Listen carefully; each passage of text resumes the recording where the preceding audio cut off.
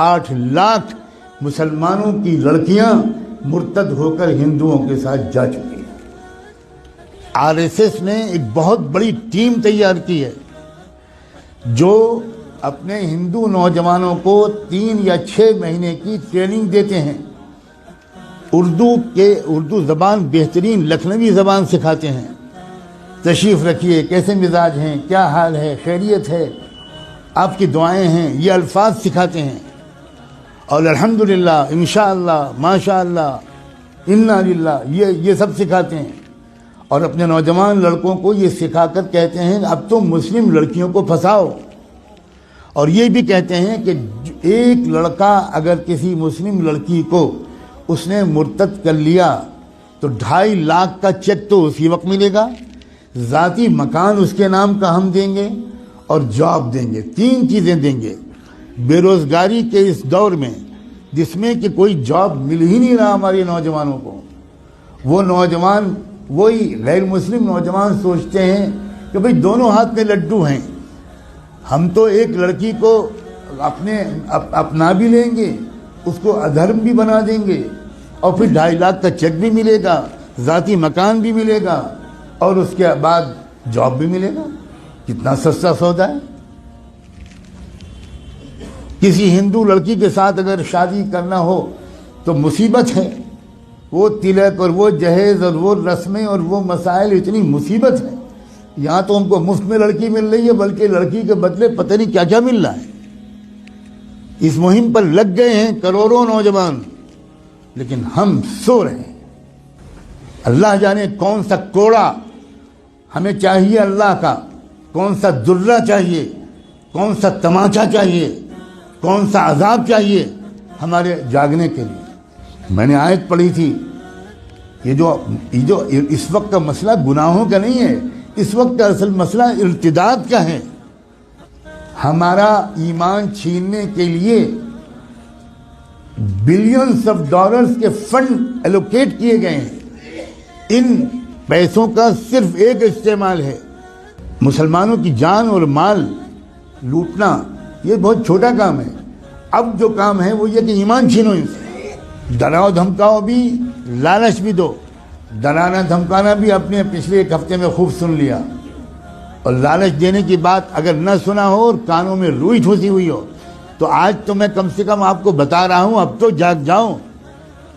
اپنے بچوں اور بچیوں کو کہاں پڑھوانا ہے اور کہاں نہیں پڑھوانا ابھی بھی سمجھ میں نہیں آئے گا۔ اکبر الہ آبادی جو الہ آباد ہائی کورٹ کے جج تھے، انہوں نے شعر کہا تھا۔ وہ کوئی مولانا نہیں تھے، وہ کوئی حاجی صاحب اور حافظ قرآن نہیں تھے، انگریزوں کے زمانے میں ہائی کورٹ کے جج تھے۔ انہوں نے یہ شعر کہا تھا، یوں قتل سے وہ بچوں کے بدنام نہ ہوتا، یوں قتل سے وہ بچوں کے بدنام نہ ہوتا، افسوس کہ فرعون کو کالج کی نہ سوچی۔ خالی وہ کالج بھیج دیتا، بس ختم، وہ تو قتل ہو ہی جاتے ہیں۔ اپنے ادارے قائم کرنا، اپنے اداروں میں اپنے بچوں اور بچیوں کو پڑھوانا اسلامی تہذیب کے ساتھ۔ میں بالکل نہیں کہتا کہ اپنا پڑھوائیں، لیکن میں یہ ضرور کہتا ہوں کہ اس طرح پڑھوانا کہ ان کی عزت بھی لوٹے، ان کا ایمان بھی چھینے، اس طرح پڑھوانے سے بڑھ کر کوئی پاگل پن دنیا میں نہیں۔ اس سے بہتر یہ ہے کہ میری بیٹی بالکل ان پڑھ رہے، جس کو لگتا ہو کہ یہ غلط جملہ ہے بھگتے گا انشاءاللہ۔ خدا جانے کب ہوش آئے گا، خدا جانے کب تک ہم جمعے کی نماز پڑھ کر اپنے کو اللہ کا ولی سمجھتے رہیں۔ ہم میں سے اکثر لوگ اپنی لڑکیوں کو کالجز میں، یونیورسٹیز میں، اسکولز میں بھیجتے ہیں، اور بالکل خبر نہیں لیتے کہ ہماری لڑکی وہاں سے سائنس پڑھ رہی ہے یا وہاں فحاشی پڑھ رہی ہے، ہماری لڑکی وہاں سے میتھمیٹک اور فزکس پڑھ رہی ہے یا وہاں سے کفر سیکھ رہی ہے، بالکل بے خبر ہے۔ جب کوئی کہتا ہے کہ بھائی اپنی لڑکیوں کو پردہ کراؤ، باحیا بناؤ، بے پردہ مت رکھو، یہ مولانا لوگ پتہ نہیں کیا پرانے زمانے کی باتیں کرتے ہیں۔ کیا پرانے زمانے کی باتیں؟ زمانہ بدل گیا، زمانہ بدل گیا، رسول اللہ بدل گئے، اللہ بدل گیا، قرآن بدل گیا، اسلام بدل گیا۔ کیا بدل گیا؟ یہ کہیے کہ ہم بدل گئے، زمانے کو مت کہیے کہ زمانہ بدل گیا۔ جھوٹ ہے کہ یہ زمانہ بدل گیا، کہیے کہ ہم بدل گئے۔ ہم منافق ہو گئے. ہم نے ایمان کو، جنت کو معمولی چیز سمجھا ہے. ہم نے جہنم کو معمولی چیز سمجھا ہے.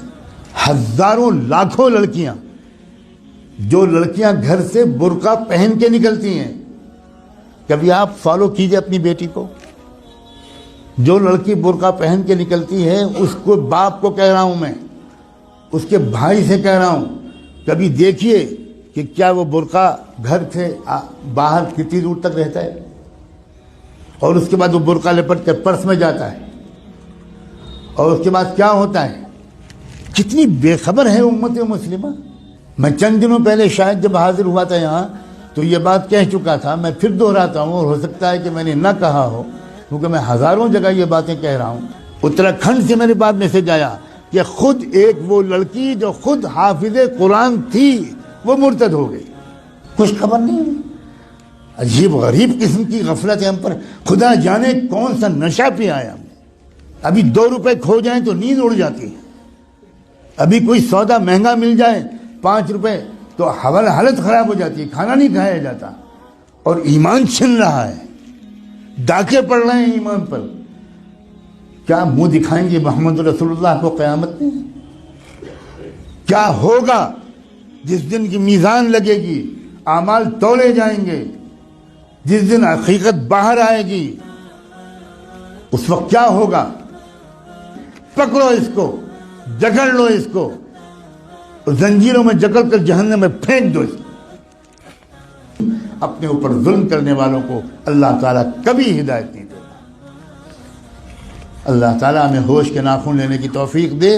اس ارتداد کا راستہ ہمارے اسکولوں اور کالجوں اور یونیورسٹیوں سے کھلا ہے. یا آپ کو چاہے جتنی بری لگے بات، میں وہ مولوی نہیں ہوں جو اپنے گاؤں سے نہیں نکلا. میں نے آکسفورڈ میں تقریریں کی، کیمبرج میں تقریریں کی. میں نے اسٹینفورڈ یونیورسٹی جو امریکہ کا سب سے بڑا یونیورسٹی ہے، اس میں 7 لیکچرز میرے ہوئے. میں نے اقوام متحدہ میں خطاب کیا ہے. میں اس طرح کا مولوی نہیں ہوں جس طرح کا آپ سمجھتے ہیں. اور میں قسم کھا کے کہتا ہوں، اگر آپ نے اپنے بچیوں کی اور بچوں کی تعلیم اور تربیت صحیح اداروں میں نہ کی، اور ان کے ایمان کی فکر نہ کی، اور ان کی نگرانی نہ کی، تو آپ کے گھروں میں خدا جانے کیا کیا ہونے والا ہے. میں نے آج اپنی ذمہ داری اس مسجد کے اعتبار سے بالکل ادا کر دی. اب میں آپ سب کو، آپ کی نسلوں کو اللہ کے حوالے کرتا ہوں.